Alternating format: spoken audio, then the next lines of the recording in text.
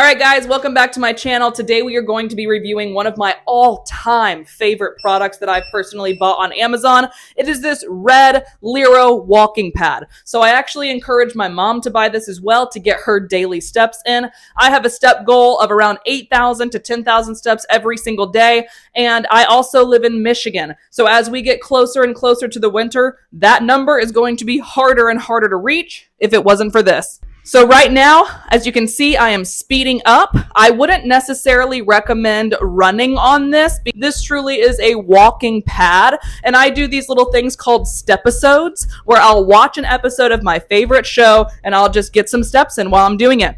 On this, it's actually showing the time that I've been walking, the calories that I've burned, the speed at which I am going, so that's what that little up and down button was for, and the distance I have gone.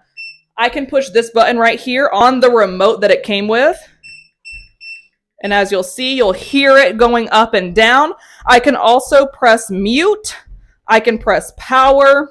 But I can literally move this to my living room. I could move this to my bedroom. Anything that I need to do, I just got to plug it right in, whatever the closest plug is.